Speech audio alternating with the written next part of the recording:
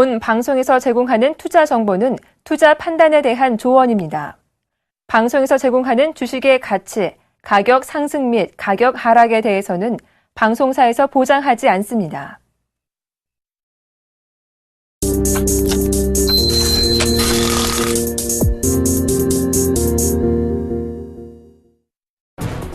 네, 시청자 여러분 안녕하십니까? 출발 증시 와이드 2부의 김동현입니다. 지난 금요일 외국인들의 순매도에 코스피 지수는 다시 1980선으로 내려앉았습니다. 외국인들은 이번 주 실적 발표를 앞두고 있는 삼성전자를 집중적으로 매도하면서 우리 지수를 끌어내렸는데요. 벌써 6월의 마지막 거래일입니다. 오늘 하루도 어떻게 대응하면 좋을지 저희 출발 증시 와이드와 함께 해주시기 바랍니다.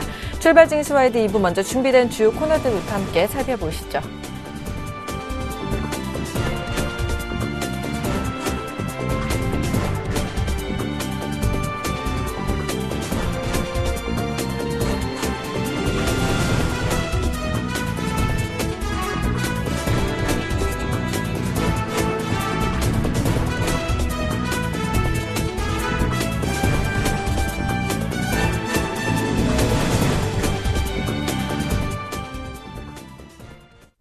넘버원에게 듣는다 시간입니다. 미중산업경제연구소의 조용찬 소장 연결해 보겠습니다. 안녕하십니까?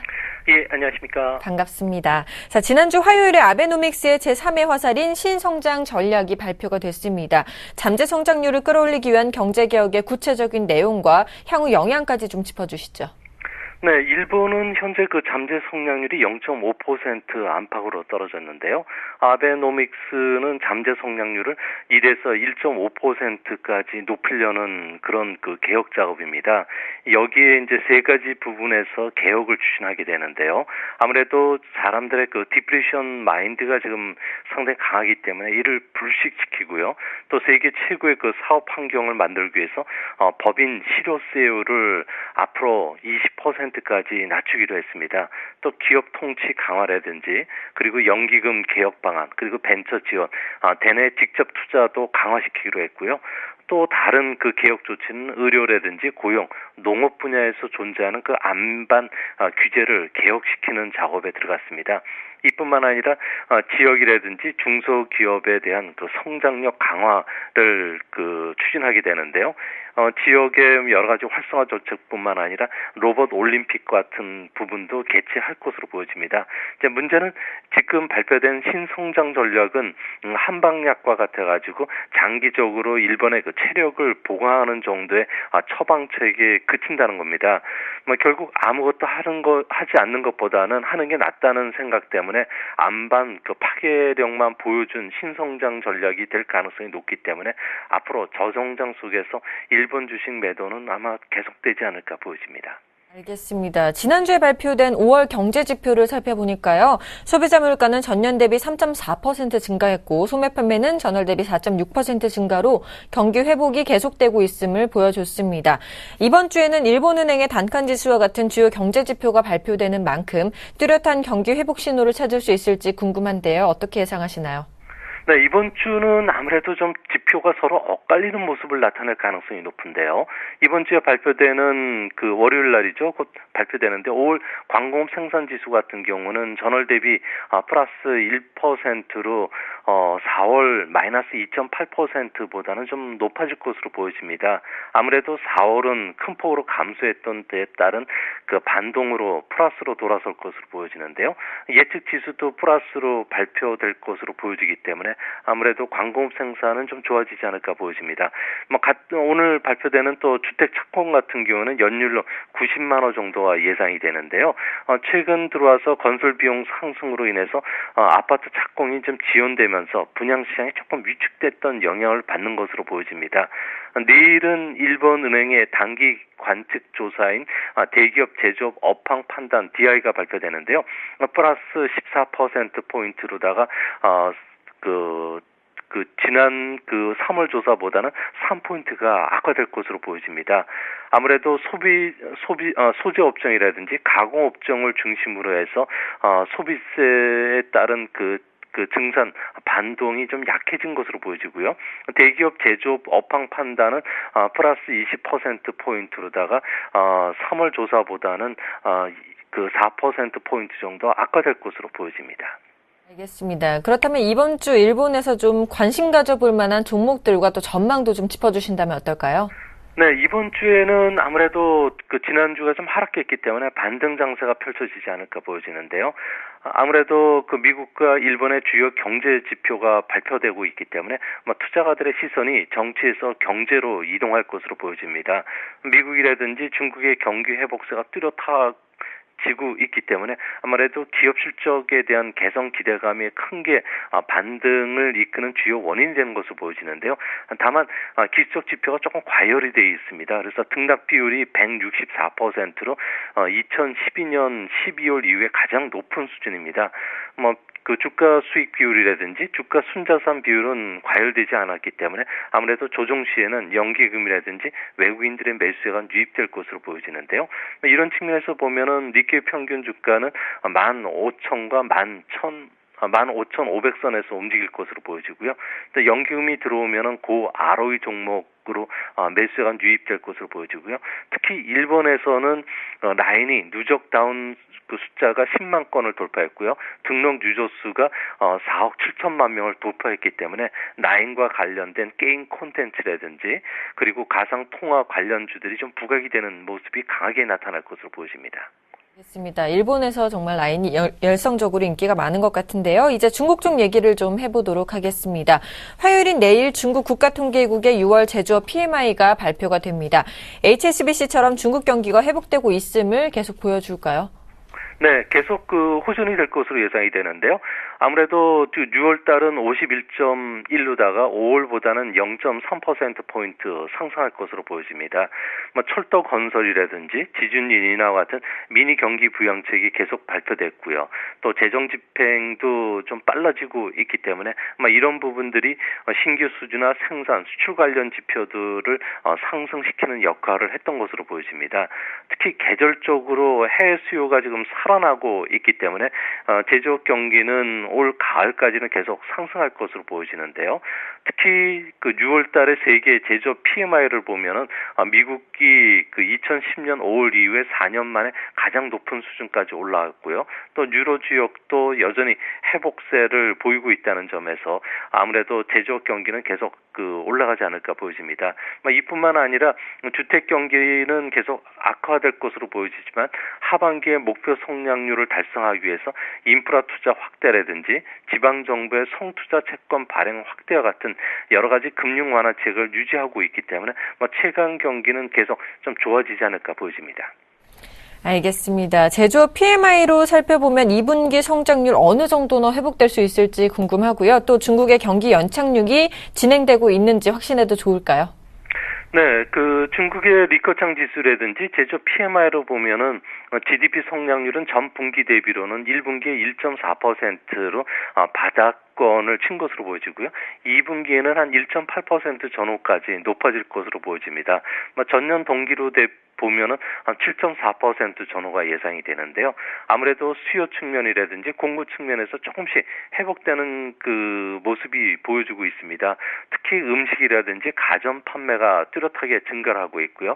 기업들도 재고를 적극적으로 쌓으려는 움직임이 나타나고 있습니다. 이 때문에 하반기에는 재고 조정이 빨라지면서 생산도 좀 늘게 되는데요. 우리나라와 관련돼서는 아무래도 중국의 재고가 적극적으로 쌓으려고 하는 쪽이 경기가 좋아지니까요. 통신기기 같은 경우에는 5월달 판매가 무려 25%나 증가했고요. 석유 제품, 음식료품, 그리고 의료품, 일용품, 그 다음에 승용차 판매 대수 같은 경우에도 모두 10% 전반대로 아주 좋아지고 있기 때문에 앞으로 중국의 소비가 우리나라 주시장에도 커다란 영향을 좀 미칠 것으로 보여집니다. 네, 그렇다면 중국에 대한 수출 의존도가 높은 우리나라는 수출 기업 특성상 중국 수출이 회복돼야만 실적이 개선이 될 텐데요. 앞으로 중국의 수출 회복 소식을 들을 수 있을까요? 네, 앞으로는 계속 중국의 수출 개선 소식이 우리나라의 중국물과 관련된 테마주들을 좀 부각시킬 것으로 보여지는데요. 중국 수출에 한 3개월에서 4개월 정도 선행하는 선진국의 제조업 최강 경기가 계속 회복되고 있기 때문에 뭐 짧게는 올 초, 가을 그리고 길게는 내년 초까지 수출이 증가할 것으로 보여집니다. 이뿐만 아니라 중국 정부가 위해나 절하를 지금 적극적으로 유도하고 있기 때문에 최근 들어와서 중국의 수출 단가 지수도 회복이 되고 있다는 점도 긍정적이고요. 또 6월부터는 허위 수출의 영향이 좀 사라지고 있는 그런 모습입니다. 이 때문에 계절적으로 수출이 증가하는 계절이 돌아왔기 때문에 앞으로 중국의 수출도 정상적인 수준으로 돌아올 것으로 보여지는데요. 특히 수출 산업과 수출 구조의 그 고도화가 진전이 되면서 앞으로 중국의 수출 증가세는 우리나라의 그 수출 관련주들에 대해서 상당히 좀 호재가 되지 않을까 예상이 됩니다. 네, 이렇게 또 소비와 수출 등 수요는 바닥을 통과하고 완만하게 좀 회복이 되고 있다고 말씀하셨는데 그렇다면 중국 수요가 올해 초가을까지 회복이 된다면 우리나라 어떤 업종들이 가장 먼저 수혜를 받을 수 있을까요? 네, 중국은 그 수출에 필요한 중간재 한 300개 품목을 우리나라에서 조달하고요. 또 이를 가공해서 미국이나 유럽에 완성품을 100개 수출하는 경제 구조를 갖고 있습니다. 그러다 보니까 중국의 수요가 회복 추세에 들어가면 중국의 수입 유발 계수, 그러니까 투자가 한 단위 변동 시 유발되는 수입 증가 정도를 표시하는 게 수입 유발 계수인데요. 상위 품목을 보면은 일반 기계라든지 통신기계, 컴퓨터, 철강 제품, 석유화학, 철광석, 원유, 천연가스 순으로 좋아집니다.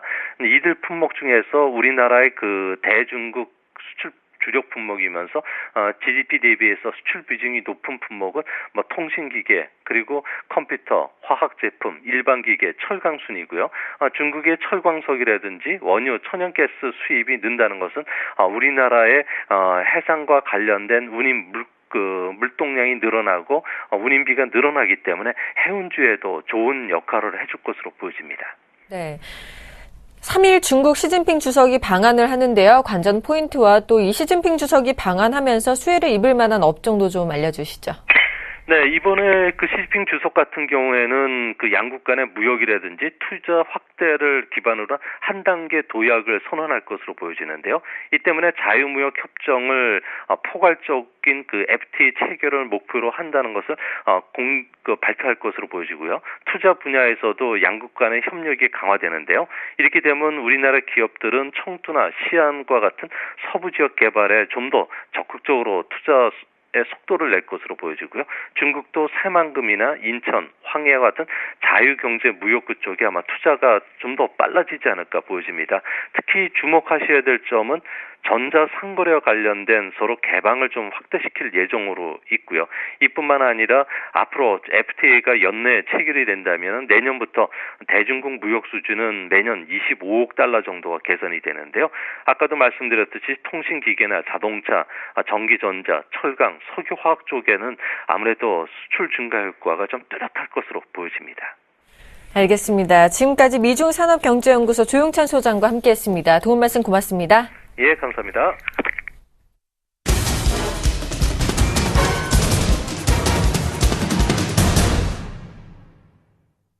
시초가 공략주를 알아보는 시간입니다. 이상로의 한방 시작해 보겠습니다. 샘플러스 이상로 멘토와 전화 연결해 보겠습니다. 안녕하십니까? 네, 반갑습니다. 이상로입니다. 반갑습니다. 지난주 월요일 관심주였던 조광페인트가요. 금요일 고가 기준 2.11%를 기록하면서 목표가인 5%에는 도달하지 못했는데 그래도 어려운 시장 속에서는 훌륭한 성적이라고 생각이 됩니다. AS 부탁드리겠습니다. 예, 맞습니다. 하지만, 그렇습니다. 사실 제 스스로 만족할 게 아니라, 시청자분들이 만족이 되셔야 되는 게, 바로 이 심리겠죠. 시장이 안 좋더라도 사실은 쭉쭉 올라갈 수 있는 종목을 말씀을 드리는 게 가장 좋은데, 그런 부분 자체가, 이번 주에는 제가 달성하지 못했습니다. 그래서 조광페인트 일단은 무승부 처리가 된다는 거 명심을 하시고요. 조광페인트 추천하고 난 다음에 어느 정도는 눌림목 과정, 이 과정 자체가 생각보다 조금 길어졌습니다. 그러고 난 다음 다시 한 번 더 올라가는 그런 모습이 나타났었고, 지금 정확하게 안착하는 그런 모습이 나타나고 있거든요. 하지만 제가 이 눌림목적인 부분에서 말씀을 드리다 보니까 그 시간이 조금 더 걸려서 그런 모습이 나타났었고, 자, 사마 페인트는 어떻게 움직이고 있을까요? 사마 페인트 같은 경우에 6월 26일 날 큰 고가를 한번 찍었죠. 찍고 난 다음 다시 한번 더 횡보성 장세를 조금 보이는 상태고, 박스권 하단 그리고 박스권 상단 정확하게 어느 정도 나뉘고 있는 모습입니다. 거기에 박스권 중간 밴드 같은 경우에는 한 요 정도 포인트가 되겠죠. 그래서 중간 밴드를 한 번 더 지지를 받고 다시 한 번 더 턴할 수 있는 그런 포인트가 나타날 수 있습니다. 자, 왜 이런 페인트 관련주들을 같이 보여드리냐면, 어제 페인트 관련주들이 지금 어떻습니까? 노르페인트도 마찬가지로 다시 한 번 더 박스권을 지금 돌파를 시도하고 있는 상태입니다. 그렇게 본다면 지금 흐름상 지금 조강 페인트가 좀 더 느립니다. 사실 이제 박스권 하단을 찍었기 때문에, 지지를 받았기 때문에 조금 느린 타이밍이지만, 그래도 여기에서 뽑아내서 올라가는 타이밍을 본다면 이 조강 페인트의 이 지금 사이클도 저는 괜찮다고 생각을 하거든요. 그래서 어차피 뭐 실적에 대한 평가를 받는 건 당연한 거고요. 2분기에도 긍정적인 실적이 페인트주에 이어진다면 거기에서 조강 페인트의 저평가 매력은 좀 더 발산되지 않을까, 그런 매력을 좀 더 찾을 수 있는 길이 되지 않을까, 그렇게 조금 말씀을 드리겠습니다. 자, 일단 조강 페인트 2% 상승에 그쳤기 때문에 무승부 처리가 되겠고, 대신 오늘 다시 한 번 더 다음 주 월요일 날 다시 5%를 차지할 수 있는 종목, 그 종목을 좀 더 심도 있게 말씀을 드리도록 하겠습니다. 알겠습니다. 그렇다면 오늘 승리를 위한 종목은 어떤 종목 준비되어 있나요? 예, 하나마이크론이라는 종목을 말씀을 드리겠습니다. 하나마이크론 일단은 시총을 보시면 1,800억 정도 되는 종목입니다. 그래서 작으면 작다고 할 수 있겠고요. 하지만 뭐 우리가 투자를 하기에는 뭐 무난한 종목입니다, 사실. 자, 일단 하나마이크론 같은 경우에는 반도체 후공정 PKG 업체라고 하죠. 자, 이 PKG가 어떤 부분이냐면 후공정이라는 부분을 우리가 먼저 조금 아셔야 될 것 같은데. 자, 후공정 패키지 업체입니다. 그 말은 뭐냐면 우리가 반도체에 보면 PCB 판이 있어요. 메인보드 판이라고 하죠. 거기에 보면 여러 가지 전선들을 많이 이어야 되지 않습니까? 거기 그 전선들이 이어는 과정에서 접지를 시켜주는 부분, 쉽게 우리가 표현한다면 납땜하는 그 역할을 하는 게 바로 이 후공정 패키지 업체들이 주로 하는 일입니다. 그래서 그런 하나마이크론 같은 경우에 그런 접지를 시켜주는 일을 하고 있기 때문에 우리가 후공정 패키지 업체라고 한다. 그렇게 조금 아시면 좋을 것 같고요. 자, 삼성전자와 SK하이닉스의 반도체 부분에 대해서 그런 지금 패키지를 하고 있는 상태죠.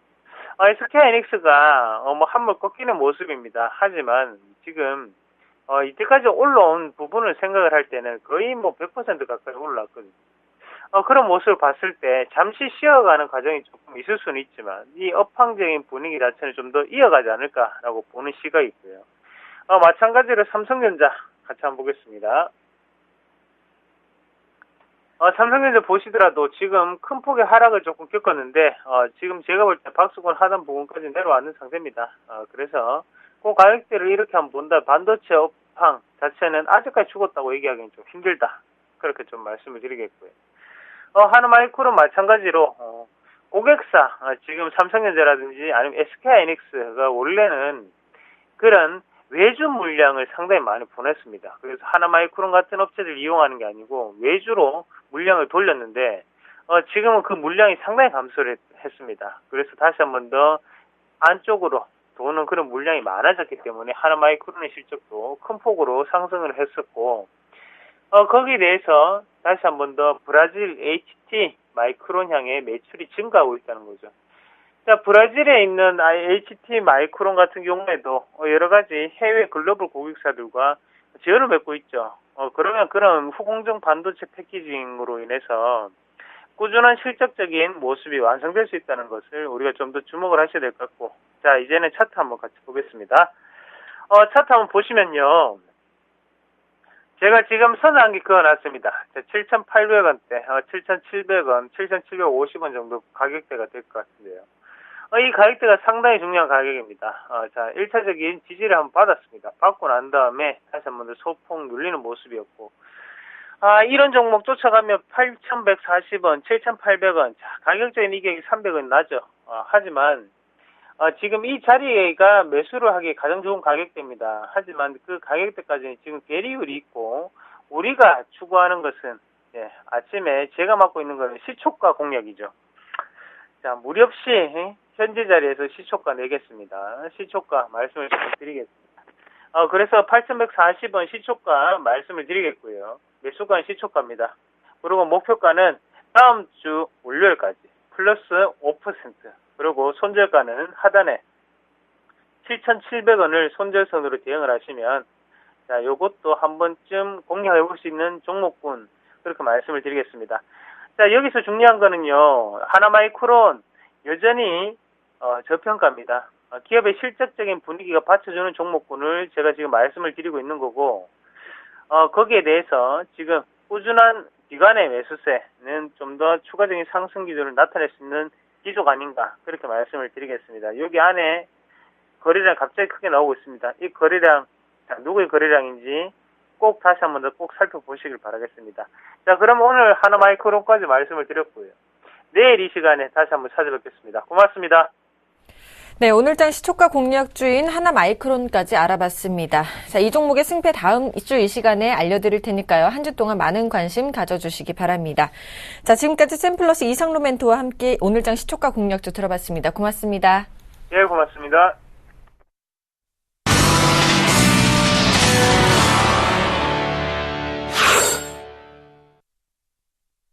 자, 개장까지 2분여 정도 앞두고 있습니다. 오늘장 전망과 출발 상황 분석을 유시탕 유창희 대표, 메리츠 종금증권 강남금융센터의 김근호 연구원과 함께하겠습니다. 안녕하십니까? 네, 안녕하십니까? 네, 먼저 유창희 대표님께서 오늘장 시장 어떻게 예상하시는지 말씀해 주시죠. 네, 시장이 조금 이렇다 저렇다 말씀드리면 애매한 시장이죠. 그러니까 우리나라 증시가 2,000포인트 초반 혹은 1,990포인트 후반대에서 계속 행보세를 등락하는 가운데서 하루하루 일일비하고 있는 시장이 아닌가. 하루 오르고 나면 다음날 좀 빠지고 그다음 또 오르고 하면서 전체적인 흐름은 박스권을 하면서 수렴을 좀 하고 있다라고 생각을 좀 하고 있고요. 코스피 시장 오늘도 마찬가지입니다. 지난주 금요일에 조금 상승세를 좀 보여줄 가능성이 높지 않을까 생각을 했는데 그렇게 큰 상승보다 소폭 약세를 보여줬죠. 그러면서 수렴을 좀 하는 모습을 띄었었고 오늘도 마찬가지로 일단 조정보다는 상승이 나올 가능성이 높은데 좀 확인해 볼 필요가 있다 생각을 좀 하고 있고요. 코스닥 시장 마찬가지로 계속해서 지지력을 체크하고 있다. 그렇다면 우리가 주 초반까지는 내일 중국 경제 지표라든지 또 주중에 22 통화정책 회의가 있기 때문에 관망세가 상당히 나올 가능성이 높다. 그래서 눈치 보기 장세가 진행이 된다면 우리가 먼저 움직이기보다는 확인하면서 대응할 필요가 있지 않을까 생각을 좀 하고 있습니다.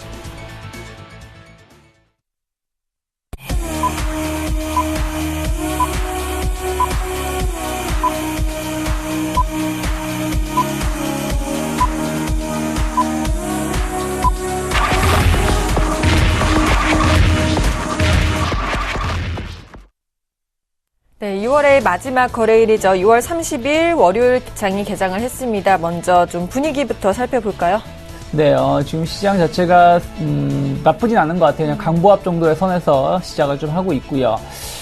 일단 1990포인트에서 주가가 형성이 되려고 하고 있는데 지수 자체가 중요한 것이 아니라 일단 90포인트, 93포인트에서 시작을 한다는 얘기는 일단 5일선 위에서 시작을 하는 것이고 21선하고 61선 사이에 끼어있는 상황이 오늘까지 포함이 된다면은 한 4일에서 5거래일 정도 진행이 되는 것이기 때문에 아마 오늘이나 내일 정도 혹은 늦어도 내일 모레까지는 의미 있는 방향성이 나올 가능성이 높지 않을까 생각을 좀 하고 있습니다. 그래서 오후장으로 갈수록 21선을 좀 안착하는 모습을 띄는지 아니면 다시금 5일선 아래로 좀 하락을 하면서 마감을 하는지 여부가 좀 중요하다. 21선 위에서 마감이 된다면은 최근에 한 일주일 동안 발생됐던 저항대를 돌파시키는 모습이 나올 수 있는 것이기 때문에 그 점을 좀 체크해 보셔야 된다 말씀드리고 싶고요. 코스닥 시장을 전체적으로 보신다라면은 계속해서 이제 530포인트 초반에서의 그 지지력 테스트. 지난주에는 이제 월요일에 큰 폭의 하락이 나오고 나서 530포인트의 지지력을 테스트했는데 이 자리가 지지가 되는지 여부가 상당히 중요하다. 지지가 된다라면은 어쨌든 지난 6월 초에 찍어줬던 520포인트 그리고 이번에 530포인트가 쌍바닥이 되면서 지수 자체가 우상향하는 모습을 보일 수 있습니다만은 만약에 이번 주에 530포인트 지지를 못한다면 다시금 520포인트에 대한 위협을 좀 할 수 있기 때문에 상당히 중요한 길목에 놓여 있다는 거 언급해 드리고 싶고요. 선물 차트를 조금 보신다면은 지난주에 이제 그 베이시스가 상당히 좀 개선되는 모습을 띠고 있다라고 금요일에 말씀을 드렸었는데 마찬가지로 아직까지는 약세가 아니라 좀 호전되는 모습을 계속 연출하고 있습니다. 그래서 베이시스가 1.8을 보여주고 있는 모습들 상당히 좀 우리가 기대해 볼 수 있다. 그러니까 월 말이 지나고 나면 월 초에 다시금 외국인들이 프로그램을 통해서 매수세가 유입이 될 수 있는 모양을 좀 만들어가고 있는 것이 아닌가 생각을 좀 하고 있고요.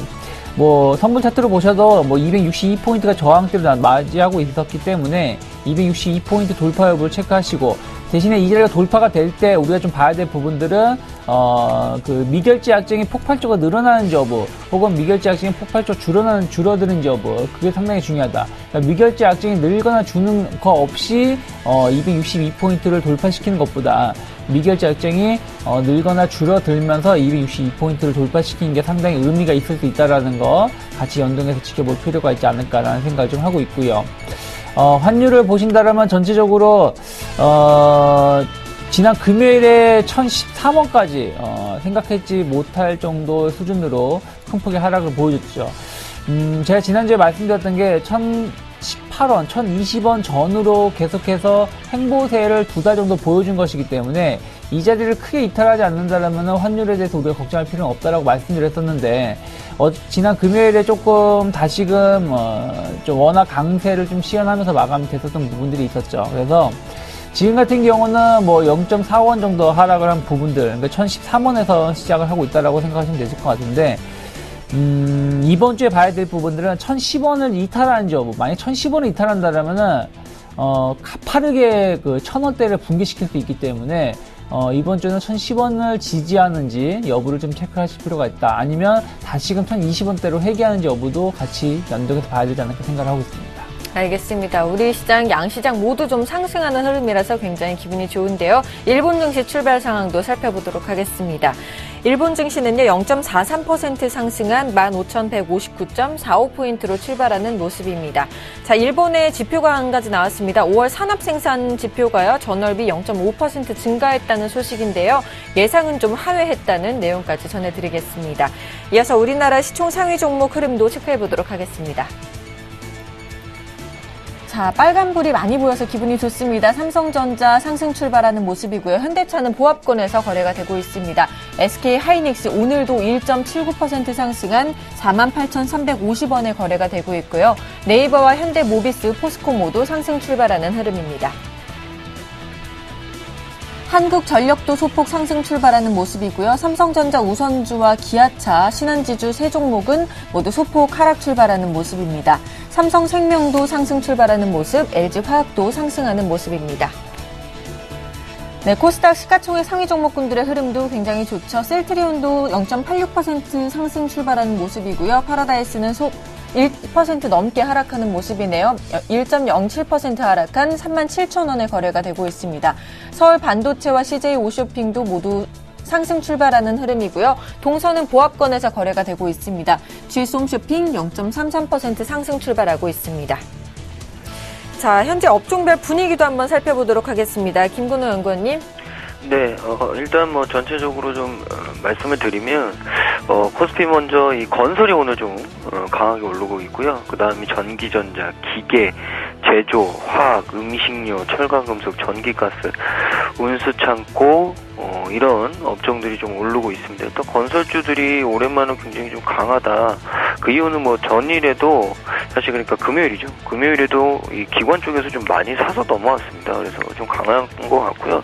IT 같은 경우에도 뭐 역시나 최근 흐름들은 전체적으로 좀 견고하다라는 부분으로 좀 받아들이시면 될 것 같고, 화학은 일단 이슈가 좀 탔죠. 뭐 중국에 대한 이슈, 그리고 실적의 바닥권을 좀 터닝하고 있다. 뭐 이런 부분에 있어서 오늘 좀 강하게 수급들이 좀 들어오고 있는 것 아닌가라는 말씀을 드리고, 음식료 같은 경우는 역시나 원화 강세와 직결이 되기 때문에 일단 음식료 업종도 최근에 그리고 오늘 또 강하게 올라오고 있다. 그리고 철강 같은 경우에는 화학과 역시나 같이 이 소재에 관련된 섹터인데, 제가 봤을 때는 산업재 섹터인데 일단 화학, 철강은 좀 같이 움직일 수 있다. 물론 화학이 조금 더 강하겠지만 일단 철강도 좀 지속적으로 움직일 가능성이 좀 높지 않나라는 의견을 좀 드리고 싶고, 그리고 뭐 운수창고 같은 경우에는 뭐 오랜만에 올라오는데 제가 봤을 때는 뭐 바닥권에서 좀 반등하는 것 아닌가. 그리고 전기가스 같은 경우에도 뭐 이 한국가스공사 같은 경우가 오늘 한국전력과 동반적으로 좀 상승하는 모습, 최근에 좀 바닥이 나왔기 때문에 그런 부분들이 좀 영향을 받은 것 아닌가라는 얘기를 좀 드리고요. 그리고 중소형 섹터 쪽은 일단 운송, 뭐 디지털 콘텐츠, 컴퓨터 서비스, 음식료, 소프트웨어, 금융, 기계 장비, 의료 정비 이런 순으로 좀 움직이고 있는데요. 운송 같은 경우에는 보통 그 운수창고라고 하죠. 우리 대형주 섹터의 운수창고 같은 섹터인데 일단 오늘 좀 오르는 경향이 있고요. 디지털 콘텐츠는 전자결제, 게임주, 그리고 음원 관련 포진되어 있는데 오늘은 이 다날이나 게임빌 등이 좀 많이 올라오고 있습니다. 그리고 드래곤폴라이와 조이시티도 역시나 올라오고 있고요. 컴퓨터 서비스 같은 경우에는 뭐 보안 솔루션 관련된 업체들, 그리고 사물 인터넷 관련된 업체들, 인터넷 솔루션 관련된 업체들이 포진되어 있는데 일단 오늘 S넷 올라오고 있다라는 말씀을 드리고, 식음료 담배 쪽은 네이처셀과 이지바이오, 풍국주정 이런 종목들이 오늘 좀 1% 넘는 수준의 상승을 보이고 있습니다. 그리고 소프트웨어 같은 경우에는 한국전자인증, 한국정보인증, 인프라웨어 같은 종목이 좀 선전을 하고 있고, 최근에 뭐 한글과 컴퓨터 같은 경우에도 좀 견조하지 않았나라는 말씀을 좀 드리겠습니다. 알겠습니다. 이어서 수급시장 상황도 좀 살펴보도록 하겠습니다. 양 시장 모두 좀 상승하는 흐름이라서 수급도 좋네요. 네, 수급 자체가 나쁘진 않다. 특히 이제 외국이나 기관이 모두 매수를 좀 보여주고 있다고 생각을 좀 하고 있고요. 다만 이제 코스닥 쪽은 좀 양쪽에 매도가 나오고 있기 때문에 좀 앞으로 장이 마감될 때까지 좀 수급 변화를 좀 체크를 해보자라고 말씀드리고 싶고요. 선물 쪽에서는 외국인들이 한 500계약 정도 매수가 유입이 되고 있고, 개인하고 기관이 좀 매도가 나오고 있다는 부분도 보시면서 대응을 하시되, 그 업종별로 보신다면 전체적으로 전기전자 쪽은 당연히 뭐 삼성전자라는 게 있기 때문에 좀 큰 폭으로 매수가 들어오고 있습니다만은, 앞에서도 말씀하셨습니다만은 화학이라든지 건설, 그리고 운송 장비 쪽으로 통해서 또 금융업 전체적으로 통해서 외국인 기관 모두 매수가 유입이 되고 있다는 부분들. 예전에는 뭐 외국인 매수가 많이 들어오는 쪽은 기관인 좀 매도가 나오고, 기관인 매도가 나오는 쪽은 외국인 매수가 들어왔던 것에 반해서 오늘 같은 경우는 전부 다 기관과 외국인들이 매수가 꽤 유입이 되고 있기 때문에 의외로 지수 자체가 좀 좋은 모습을 띌 수 있다라는 거 체크하셔야 되지 않을까 생각하고 있습니다. 알겠습니다. 이어서 외환시장도 살펴보도록 하겠습니다. KB 외환선물의 정경팔 팀장님 연결해 보겠습니다. 안녕하십니까? 네, 안녕하세요. 네, 오늘 환율 40전 하락하면서 출발하는 모습인데요. 현재 외환시장 분위기 살펴봐 주시죠. 네, 오늘 서울 외환시장은 지난 금요일 서울시장 종가 대비 40전이 하락한 1013원에 개장했는데요. 지난 주말에 여교의 시장보다는 하락한 수준에서 시작하는 모습입니다. 개장 이후 개장가를 저점으로 1014원 80전까지 반등했고요. 이 시간 현재는 1014원 60전에 거래가 되고 있습니다. 최근 외환시장을 이끄는 일관된 재료가 부족한 상황에서 달러화는 지난 주말 상대통화 대비 다른 반응을 보였습니다. 달러화는 엔화와 유로화 등에 대해서는 약세를 보였고요. 파운드화와 뉴질랜드 달러 등 최근 금리 인상 가능성을 반영하고 있는 통화들에 대해서는 상승 이후 반락하는 가운데 원화를 비롯한 신흥국 통화들에 대해서는 강세를 보였습니다. 달러화가 엔화와 유로화에 대해서 약세를 보인 것은 미국의 GDP 성장률 부진에 따라서 미 국채 금리가 하락한 영향이 크다고 볼 수 있고요. 특히 엔화에 대해서는 200일 이동평균선 아래로까지 하락하는 약세를 보이는데요. 이는 최근 일본의 소매 판매가 예상보다 호조를 보이면서 일본 중앙은행의 추가 양적 완화 가능성이 더욱 희박해진 점이 달러 엔의 실망 매물로 이어진 결과라고 보고 있습니다. 반면에 달러화가 지난 주말 원화와 싱가포르 달러 등 아시아 위험 통화들에 대해서 강세를 보인 것은 달러와 강세 재료나 위험 통화 약세 재료에 따른 것이라고 보기는 어렵고요. 파운드화와 뉴질랜드 달러가 강세를 보이면서 이와 크로스 거래 관계에 있는 위험 통화들이 약세 압력을 받은 결과라고 보고 있습니다. 또한 엔화가 강세를 보이고 있는 만큼 기존의 N 크로스 포지션이 청산되면서 아시아 위험 통화들이 약세 영향을 준 것으로 보여집니다. 달러원은 지난주 금요일장에서 1013원 20전까지 하락했는데요. 지난 주말 여기의 환율의 반등과 더불어서 기술적으로 과매도 국면에 근접해가고 있는 만큼 하락세의 속도나 강도가 약화될 것으로 보고 있습니다. 달러 원의 주요 대외 변수 가운데 하나인 다우지수가 최근 상승세가 둔화되면서 기술적으로 하락 신호가 계속해서 등장하고 있는 만큼 이번 주에는 달러 원이 시장 자율적으로 반등할 가능성을 염두하고 있습니다. 이번 주에는 4일이 미국의 독립기념일 휴장인 관계로 미국의 5월 고용지표가 하루 앞당겨서 발표되고요. 5월 고용지표 결과가 최근 시장을 움직이는 재료가 부족한 상황에서 달러원의 방향성에 어떤 영향을 줄지가 주목됩니다. 엔화의 강세와 함께 주목할 재료는 N1의 동향인데요. 엔화의 강세와 함께 원화 역시 동반 강세를 보이면서 N1은 100엔당 1000원 근처에서의 움직임이 변화가 없는 상황입니다. 엔화의 추가 강세가 기대가 됩니다만 최근 시장의 변동성이 축소된 만큼 큰 움직임은 기대하기 어렵고요. 엔화의 완만한 강세에 따른 N1의 완만한 반등이 예상됩니다. 오늘 달러 원은 1010원대 초중반대 흐름을 이어가겠습니다. 알겠습니다. 지금까지 KB 외환선물의 정경팔 팀장님과 함께 외환시장 동향 살펴봤습니다. 도움 말씀 고맙습니다. 네, 감사합니다.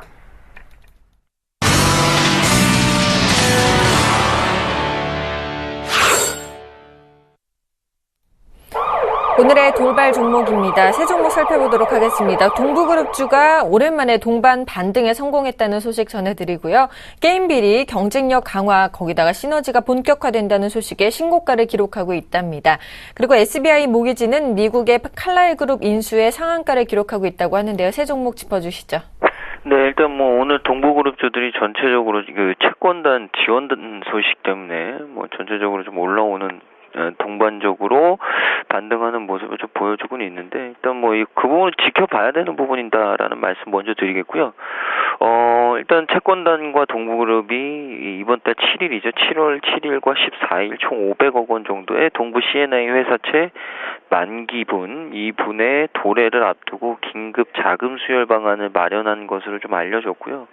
이 동부 C&I 측이 자체 자금, 보유분, 그리고 계열사 지원 이런 부분을 동원해서 400억 정도로 좀 메이킹을 하고, 산업은행 쪽에서 이미 인수한 회사채 100억 원의 차환을 지원키로 한 것으로 좀 전해졌습니다. 일단 이 앞서서 김준규 회장의 장남인 김남우 동부제철 부장이 보유 중인 동부화재 지분을 담보로 제공하지 않겠다라는 이슈가 좀 나오면서 자율협약에 대한 협상이 좀 난항을 겪지 않겠느냐, 이런 부분들 때문에 좀 동반적으로 급락을 했던 모습이었는데, 일단 한 템포는 좀 쉬어가는 느낌은 있지만 제가 봤을 때는 완전히 마무리된 것은 아니기 때문에 일단 채권단의 지원 소식이라든지 여러 가지를 좀 정황을 보면서 좀 지나가야 되는 것 아닌가라는 말씀을 좀 드리고 싶고, 바닥권이라고 해서 개인 투자자분들이 이런 종목을 좀 바닥이니까 잡자, 개선되지 않겠느냐, 이런 생각들을 좀 하신다면 제가 봤을 때는 큰 오산을 좀 범하시고 계신다. 이런 종목들은 굉장히 좀 신중해야 되는 종목이다라는 말씀을 좀 드리고 싶습니다. 그래서 조금은 좀 조심하시라는 말씀을 드리겠고요. 게임빌 같은 경우에는 자체적인 어떤 플랫폼에 대한 경쟁력이 좀 부각이 되면서 오늘 좀 상승이 나오고 있는데요. 크리티카 모바일 등 경쟁력이 높은 역할 수행 게임이라고 하는 이 RPG죠. RPG 게임 출시에 따른 이익 증가, 그리고 자체적인 플랫폼 확대를 통한 긍정적인 변화가 지속될 수 있다. 그래서 결국에는 결론은 게임빌의 경쟁력이 커지고 있다. 라는 얘기고요. 게임빌의 경쟁력이 커지면 결국에는 컴투스와의 시너지도 굉장히 좀 훌륭해질 수 있다. 이런 얘기들이 좀 나오고 있습니다. 그래서 컴투스가 게임빌이 컴투스를 인수하는 것 자체가 굉장히 좀 좋은 어떤 선택이었다라는 것을 반증하는 그런 모습, 그런 결과물이다라는 말씀을 드리고 싶고, 그렇다면 결국에는 게임 시장에서는 게임빌과 컴투스 중심으로 재편될 수 있다. 그래서 이 두 회사의 주가는 계속적인 상승을 좀 가져올 수 있다라는 얘기를 좀 드리고 싶습니다. 그래서 보유하신 분들은 신고가 났기 때문에 충분히 가지고 가셔도 될 것 같고요. 신규로 매수를 하시려는 분들은 저는 개인적으로 한 8자가 아닌 7자 정도, 그러니까 한 7만 8, 9천 원 정도에 사시는 게 조금 전략적으로 괜찮지 않을까라는 얘기를 좀 드리고 싶습니다. 그리고 마지막 종목은 SBI 모기지인데요. 일단 SBI 모기지 같은 경우에는 미국 쪽의 투자 펀드에 피인수된다라는 얘기 때문에 오늘 상한가가 났죠. 칼라일 그룹 산하에 있는 투자 펀드인 CSM 홀딩스가 다음 달, 그러니까 7월 1일부터 8월 12일까지 이 SBI 모기지 주식 29.33%를 주당 18,000원에 공개 매수한다고 하고요. 이 CSM 홀딩스가 공개 매수에 응모한 수량과 상관없이 이 전량 매수를 한다고 합니다. 그래서 일본 내에서 지금 SBI 모기지가 주택담보대출을 전문으로 하는 금융기업인데 12년 4월 30일에 코스피 상장된 최초의 일본 기업입니다.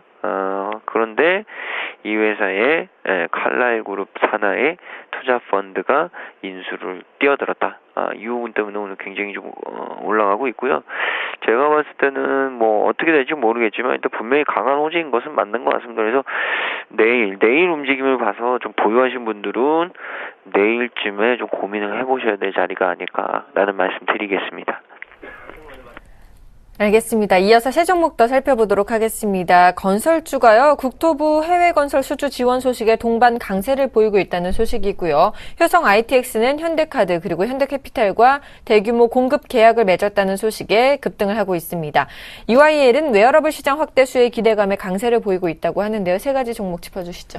네, 진짜 전체적으로 건설주가 좀 강한 상승세를 좀 보여주고 있죠.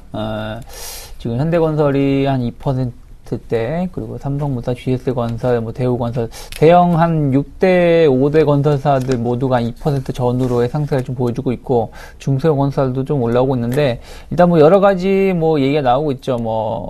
현대건설 같은 경우는 베네수엘라 쪽을 통해가지고, 448억 달러, 그러니까 3조 5천억 정도 규모의 수주를, 정유시설을, 건설하는 수주를, 확보했다라는 얘기가 나오고 있죠.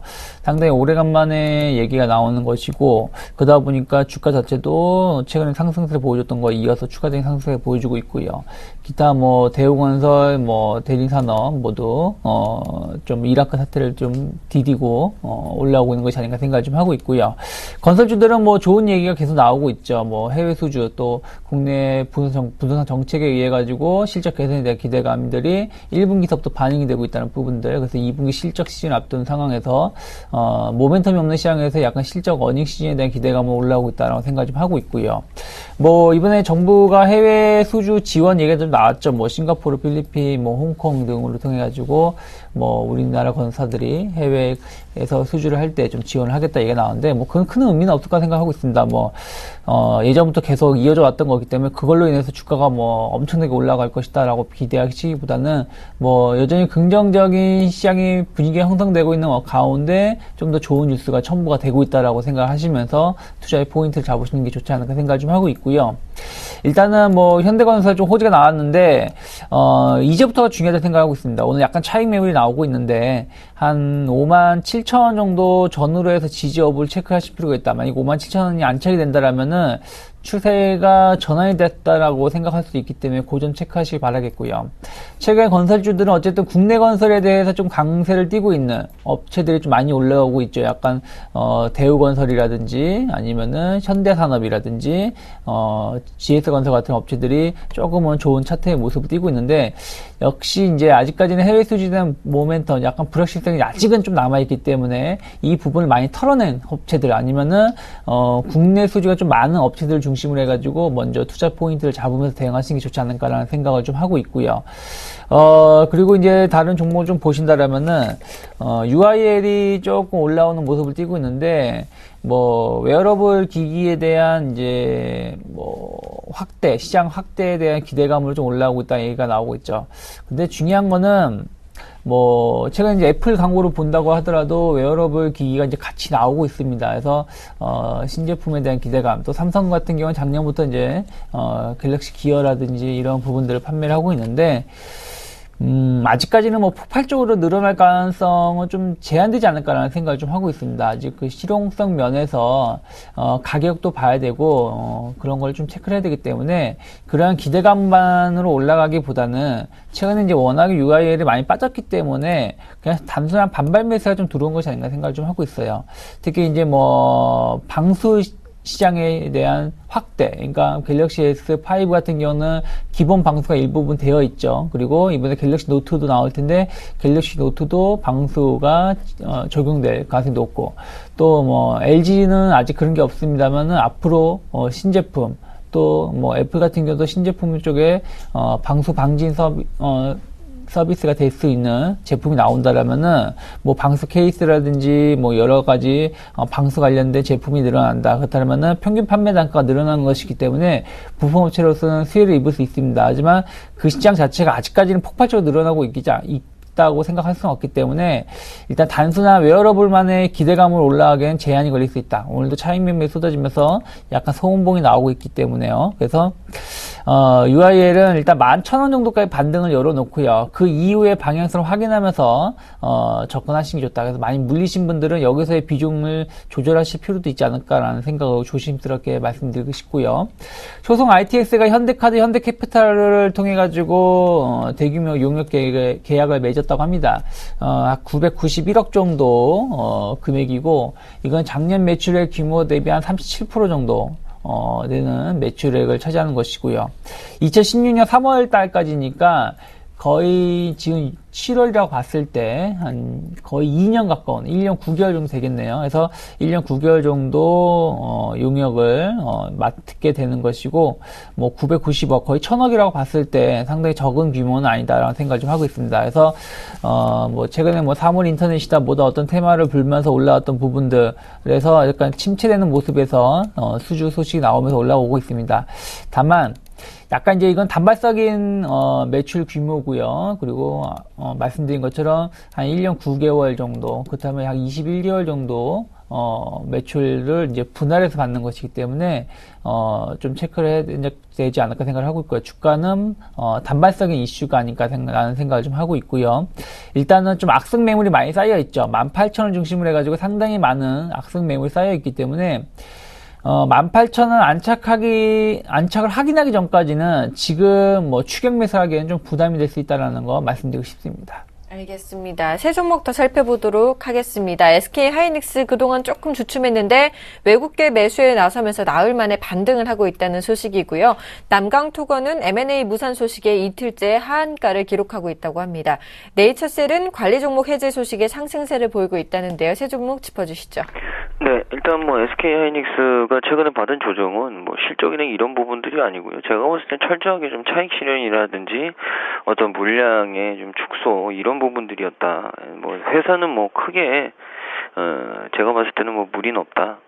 실적은 뭐 계속 좋아질 수 있다. 근데 중요한 거는 이제 59,900원에서 밀렸는데 이 가격대를 과연 돌파를 하느냐 못하느냐가 중요해진 거죠. 그러니까 뭐 52,000-53,000원을 가주느냐 못 가주느냐 이 부분 때문에 좀 이제는 상향 박스권 움직임을 좀 보여줄 가능성이 있다. 이런 말씀을 좀 드리고 싶습니다. 그래서 뭐 한 47,000-8,000원에서 뭐 매수 뭐 한 5만원 정도에서 매도 뭐 이런 단타 정도 움직임은 뭐 계속 되겠지만 과연 52,000-53,000원을 좀 뚫느냐 못 뚫느냐 이 부분이 굉장히 좀 기술적으로 중요해졌다라는 말씀을 드리고요. 뭐 외국인의 수급 유입은 뭐 SK하이닉스 같은 경우에는 하루 이틀이 아니니까 사실 수급 유입에 있어서의 외국인의 포지션은 그 어떤 종목보다 좀 크다. 이런 얘기 좀 드리겠습니다. 남강토건 같은 경우에는 이 M&A 불발 이 부분 때문에 좀 또 안 좋은 소식을 좀 보여주고 있는데 이 서울중앙지법 제6 파산부로부터 인수합병 추진 허가를 받아서 3일 회계법인과 이 인수합병 M&A에 대한 절차를 좀 진행을 했는데 인수의향서를 제출한 기업이 하나도 없었습니다. 그래서 결국에는 유찰이 됐는데 문제는 좀 있는 것 같습니다. 그래서 뭐 사실 남강토건이 그렇게 나쁜 회사가 아닌데 일단은 뭐 최근에 M&A 이슈에서 크게 투자자들의 어떤 매력을 못 받았다. 그럼 결국에는 앞으로도 이렇게 가격적인 메리트가 없지 않는 한 인수합병에 참여할 회사들이 그렇게 많지 않다. 이런 얘기를 좀 드리고 싶습니다. 그래서 일단은 추이를 좀 더 지켜봐야 될 것 같고요. 보유하고 계신 분들은 조금 우려가 생길 수 있을 것 같습니다. 조금 더 추가적으로 밀릴 가능성도 분명히 있지 않나라는 얘기를 좀 드리고, 뭐 이런 종목도 신규로 매수하시려고 하시는 분들이 있으실 텐데 조금은 좀 자제를 해달라는 말씀도 드리겠습니다. 마지막 종목은 네이처셀인데요. 일단 네이처셀이 급등을 했죠. 관리 종목에서 해제가 되고 중견기업부로 소속부가 변경이 된다라는 부분 때문에 뭐 급등을 하는 모습을 좀 보여주고 있는데, 일단은 뭐 고가 갔다가 또 밀리는 모습을 좀 보여줬죠. 제가 봤을 때는 뭐 이런 종목들 한 1.7이 깨지면, 그러니까 한 1,600원대에는 좀 사봐도 되지 않나라는 얘기를 좀 드리고 싶고, 시가총액은 뭐 그렇게 큰 종목은 아닙니다. 근데 일단 거래량은 뭐 그렇게 나쁘지 않고요. 근데 중요한 게 올해 1분기에 흑자 전환이 됐는데 작년 1분기에는 적자였습니다. 그러니까 이런 부분들을 좀 감안해 봤을 때는 생각보다 실적이 괜찮게 나올 수도 있겠구나, 이런 부분들 때문에 좀 접근을 해봐도 될 것 같고, 이제 2분기 실적 시즌이니까 2분기에 만약에 실적이 잘 나오면 이런 종목들은 분명히 슈팅이 한번 나올 가능성은 있습니다. 그러나 철저하게 눌린 이후에 좀 보자라는 말씀 드리겠습니다.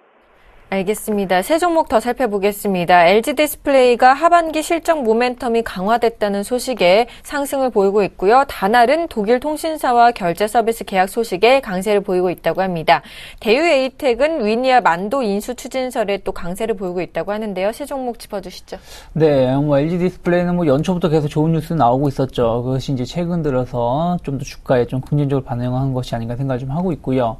뭐 디스플레이, LCD 디스플레이가 계속 부족 현상이 보여주고 있고요. 그러다 보니까 가격 증가에 대한 기대감, 또 이제 애플의 신제품에 대한 기대감, 또 LG 제품이 어쨌든 최근 들어서 판매가 상당히 잘 되고 있기 때문에 그에 대한 반사이익, 뭐 무엇을 갖다 대더라도 뭐 나쁜 뉴스보다는 좋은 뉴스만 나오고 있다는 부분들, 그러다 보니까 주가 자체도 계속 우상향하고 있는 모습을 띠고 있습니다. 뭐 최근에 LG 그룹주 자체가 워낙에 좋은 주가 지수 흐름을 보여주고 있기 때문에 LG 디스플레이도 연동하고 있는 것이 아닌가 생각을 좀 하고 있고요. 32,000원대에서 약간의 이제 걸리는 모습은 좀 나올 수 있다 생각하고 있습니다. 32,000원이라면은 작년 초반에 LG 디스플레이가 상당히 잘 가다가 주가가 흔들렸던 위치가 32,000원대이기 때문에 32,000원에서 32,000원에서 33,000원 사이에서는 상당히 좀 많은 악성 매물이 좀 있을 수 있다는 거 참고하시고요. 대신에 만약에 이 자리가 돌파가 되는 모습이 나온다면, 상당히 의미 있는 양봉이 출현이 되면서 올라간다면은 그때는 우리가 좀 새로운 가격대 34,000~35,000원대까지도 올라갈 수 있다는 거 참고해 보셔야 된다. 그래서 일단은 뭐 중장기 목표가는 2012년 정말 LG 디스플레이 잘 나갔을 때 최고가 36,000원 정도를 놓고 대응하시는 게 좋다 생각을 좀 하고 있고요. 단기적으로는 32,000원대에서 좀 걸릴 수 있기 때문에 기간 조정이 어떻게 잘 이루어지는지 여부를 좀 체크를 하시면서 신규로 접근하시는 게 나쁘지 않다 라고 말씀드리고 싶고요. 다날이 오늘도 올라오고 있는데 뭐 독일의 도이치텔레콤으로부터 이제 결제 서비스를 시행할 수 있는 권리를 좀 이 계약이 체결했다 얘기 나오고 있죠. 그렇게 됨으로 인해서 이제 유럽 전역에 전자결제 서비스를 할 수 있는 입지를 마련하게 되었고요. 뭐 도이치텔레콤 같은 경우는 뭐 가입자만 1억 한 3,400만 명을 유치를 하고 있고, 또 유선 네트워크는 3,100만 회선 이상, 그리고 광대역은 1,700만 이상의 고객을 확보하고 있기 때문에 상당히 뭐 우리나라 SK텔레콤만큼 더 성장성이 높은 회사하게 되겠죠. 특히 이제 모바일 컨텐츠 수익 같은 경우는 유럽 전 지역을 통해 가지고 한 130억 달러 정도를 예상하고 있기 때문에 여기에 대해서의 다날이 일정 부분 수혜를 입을 수 있다. 국내 시장, 모바일 결제 시장이 포화 상태에 이루어지고 있고, 그러다 보니까 해외 시장으로 계속 진출하고 있는데, 다날이 뭐 최근 들어서 뭐 중국이라든지 유럽, 미국 시장을 통해 계속 진출을 꾀하고 있고, 어느 정도 계속 가시적인 성과를 보여주고 있다는 부분도 긍정적인 평가를 하고 있습니다. 그래서 지금 당장 폭발적으로 매출이 늘어나는 건 아니겠습니다만은 꾸준하게 늘어날 수 있는 발판을 마련하고 있다는 거, 긍정적으로 보여주고 있다는 거 말씀드리고 싶고요. 주가 자체는 약간 차익 매물이 쏟아지면서 흔들리고 있는데, 바닥을 다지고 있는 모습들, 한 9,000원대를 중심으로 바닥이 잘 다져진다라면은 충분하게 한 10,000원대까지는 추가적인 상승 보여줄 수 있다라는 거, 좀 중기적인 관점에서 접근하시는 게 좋다 생각을 좀 하고 있고요. 대유 에이텍이 이제 위니아 만도를 인수한다라는 얘기가 좀 나오고 있습니다. 얼마 전에 이제 KG그룹에서 이제 위니어 만두를 인수하려고 했는데 좀 불발이 됐고, 이번에 대유 에이텍이 인수 얘기가 좀 나오고 있죠. 뭐 작년 같은 경우 이제 매출액이 늘어나면서 흑전환하는 모습들 띄었고요. 뭐 자동차 시트, 뭐 운전대 이런 걸 만드는 회사하고, 그것이 위니어 만두를 인수하게 된다라면은 좀 더 높은 성장성을 좀 기대해 볼 수도 있다라는 생각을 좀 하고 있는데, 아직 확정된 건 아닌 것 같습니다. 그래서 좀 체크를 해볼 필요가 있다는 생각을 좀 하고 있고, 지금 1,600원대에서의 매물대를 좀 테스트할 가능성이 높다 생각을 하고 있고요. 이 자리가 돌파되는지 여부, 1,650원 여부를 돌파되는지 여부를 좀 체크를 하시고, 그리고 위니어 만도가 사업성으로 본다라면은 다른 업체에 비해서 좀 경쟁력이 많이 떨어지는 업체이기 때문에 무조건 기대감으로 접근하시기에는 조금 부담은 될 수 있지 않을까라는 거 좀 조심스럽게 말씀해드리고 싶습니다. 알겠습니다. 지금까지 유스타 유창희 대표, 메리츠 종금증권 강남금융센터의 김근호 연구원과 함께 오늘장 특징주 살펴봤습니다. 도움 말씀 고맙습니다. 고맙습니다. 네, 감사합니다.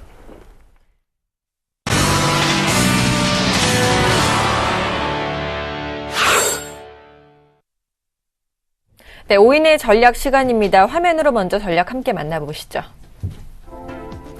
최희승 차장입니다. 장기적 관점보단 트레이딩 전략이 유효하다라고 말씀해 주셨고요. 정영훈 팀장입니다. 모멘텀 부재한 시장, 좁은 박스권이 지속될 걸로 전망된다라고 말씀해 주셨습니다.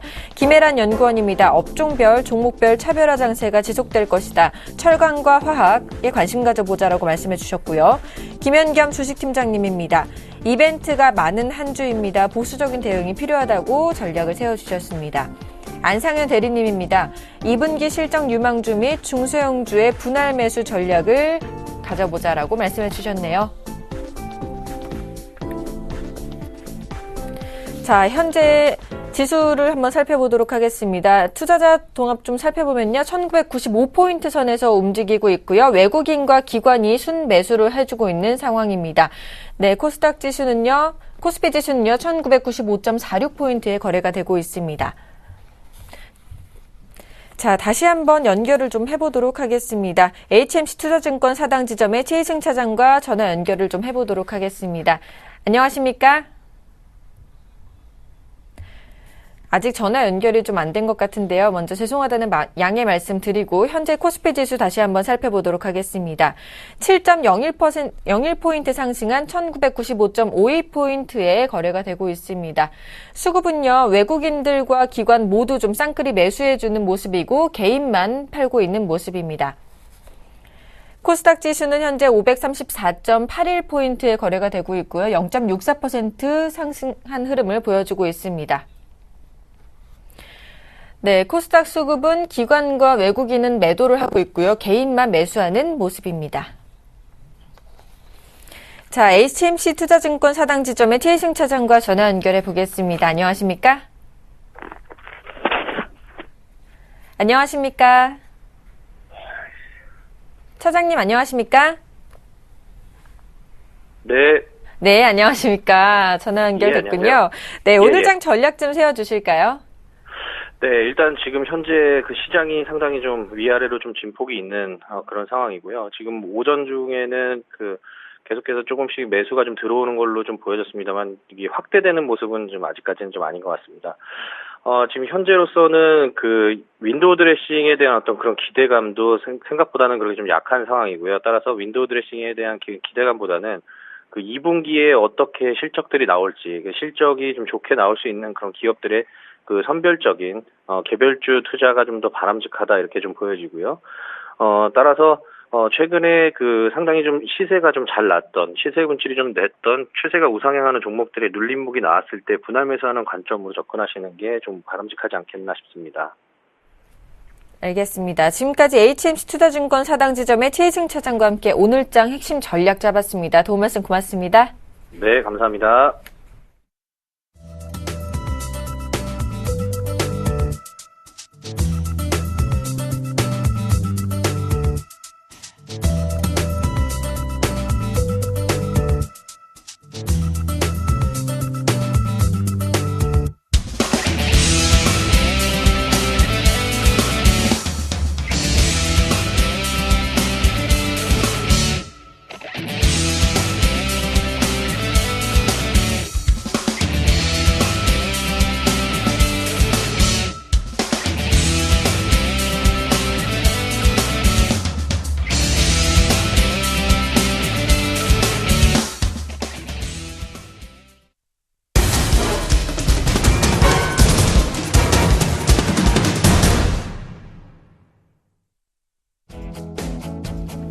안녕하십니까. 오전장 저가 매수로 오후장 역전을 노려보는 시간, 역전의 명수 예병군 멘토입니다. 자, 제가 시리즈물로 계속해서 지금 하반기 주도 섹터에 대해서 말씀드리고 있습니다. 그런데 이 시간이 이제 오늘로서 마지막이라는 거 다시 한번 얘기 드리고요. 이제 내일부터는 또 다른 이제 관심을 가져야 될 종목군에 대해서 구체적으로 설명을 드릴 겁니다. 이제 하반기 주도 섹터는 이제 오늘부로 마감을 하고요.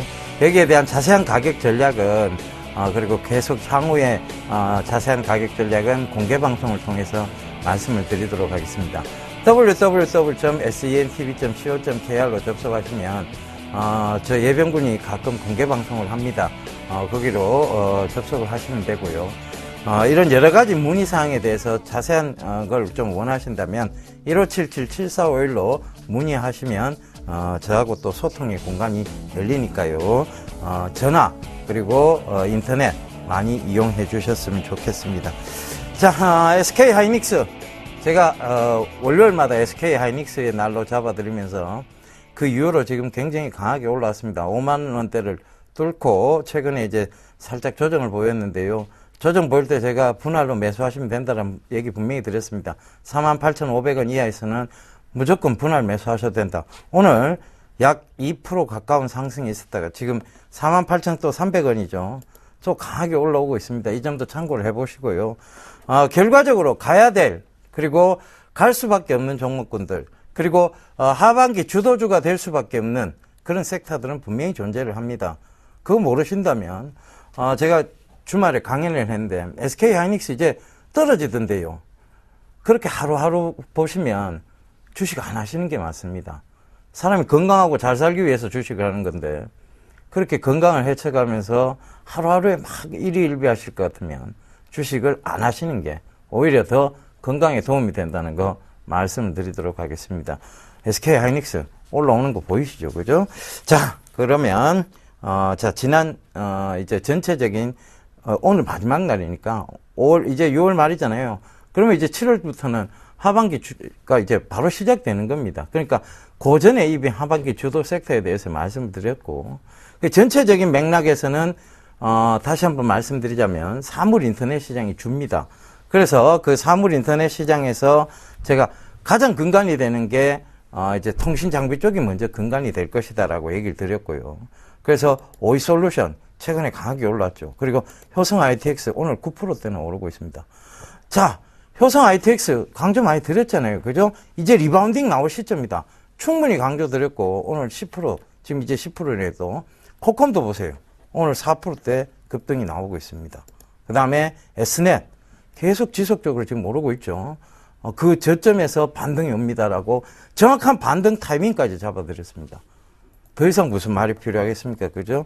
그 다음에 자, 통신 장비하고 그 다음에 모바일 D램의 어떤 성장성 얘기 들으면서 SK 하이닉스 잡아드렸고 어버브 반도체 보세요. 이제 신고가 뚫고 가고 있습니다. 이제 분명히 여러분들 9,000원대에서 9,000원 그것도 초반이었죠. 9,050원대 부분이었습니다.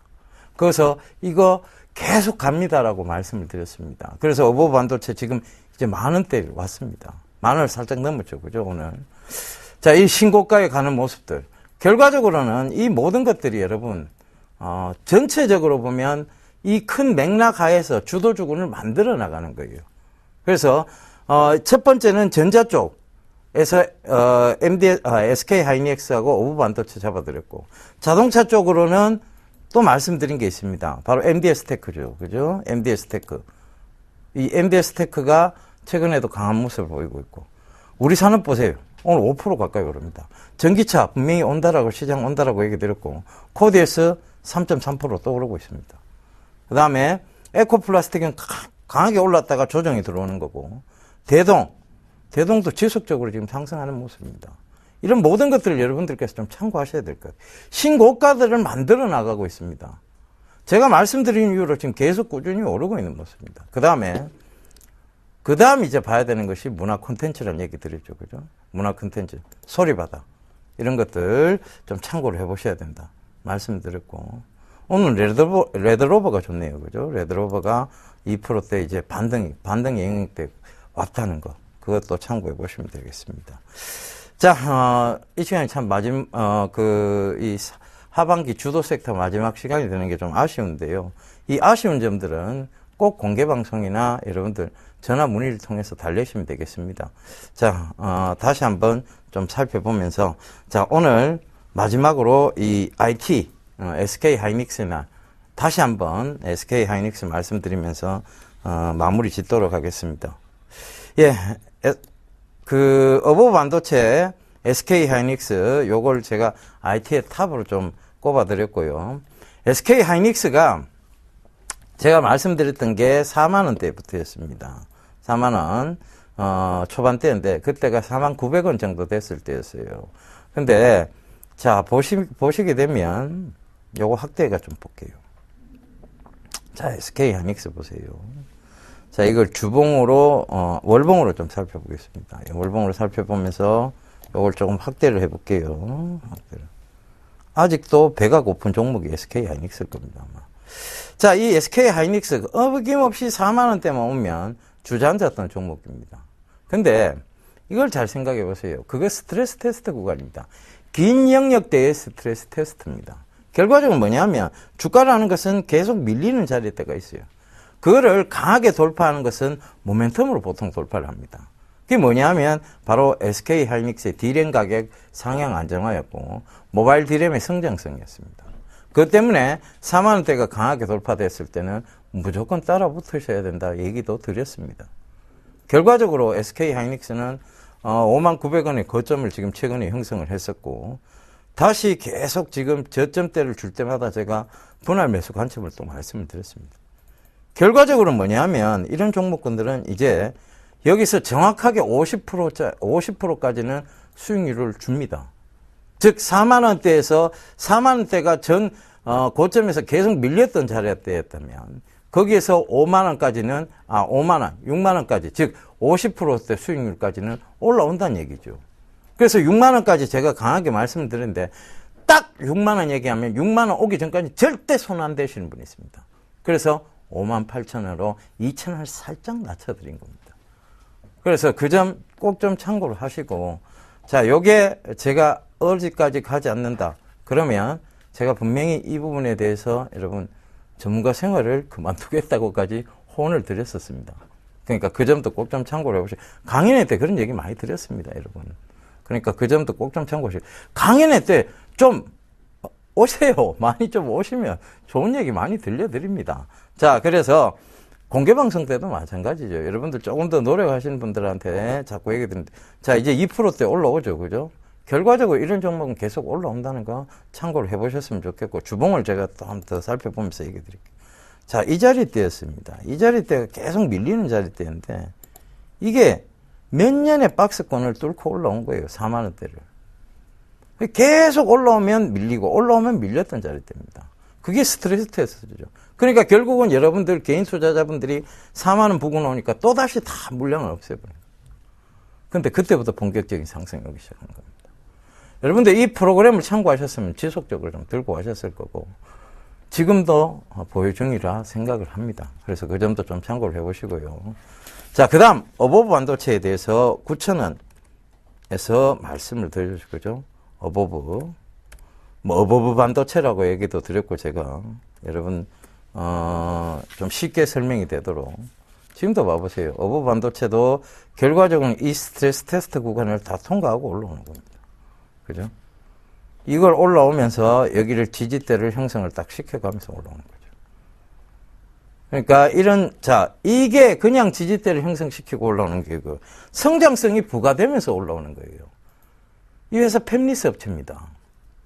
그 팹리스 업체인데 팹리스 업체의 가장 큰 특징은 뭐냐면 이 회사가 마이크로 컨트롤러 유닛을 MCU라고 하죠. 그 MCU를 설계할 수 있는 유일한 회사다. 그 반도체 생산 라인을 설계할 수 있는 회사. 그렇다면 지금 이 MCU는 스마트폰을 비롯해서 모든 전자기기에 이 센서가 들어가기 시작한 거예요. 뭐 때문에? 사물 인터넷 때문에. 그래서 이제 이게 강하게 올라올 수밖에 없다는 설명을 밤 방송에서도 말씀을 드렸고 막상막하 투맨쇼죠. 그죠? 여기서는 9,000원대부터 계속 강조를 드렸던 겁니다. 9,000 그때 50원 부분이었죠. 이제 10,000원을 뚫고 또 갑니다. 이게 어디까지 갈지는 여러분도 모르고 저도 모르고 며느리도 모르고 아무도 모릅니다. 그러나 분명히 간다는 거 다시 한번 강조드리면서 궁금하실 거예요. 이 모든 것들이 궁금하실 겁니다. 하반기 주도주를 어떻게 저렇게 잡아냈지, SNS는 어떻게 잡아냈으며, 어보 반도체는 어떻게 잡아냈으며, SK하이닉스는 저렇게 갈지 어떻게 잡아냈지라고 궁금하실 거예요. 그거는 공개방송 오시면 됩니다. 오늘 10시 30분부터 또 공개방송 진행합니다. 딱 30분만 진행하니까요. 여러분 급하게 접속하셔서 급하게 얘기 듣고 급하게 나가시면 됩니다. 자, 그렇다고 급하게 매매하시라는 얘기는 아닙니다. 그 점 꼭 좀 참고하시고요. 자, 내일부터는 새로운 또 얘기를 가지고 여러분들께 인사드리도록 하겠습니다. 여러분 성공 투자하시고요. 저는 이만 물러가도록 하겠습니다. 예병구 멘토였습니다.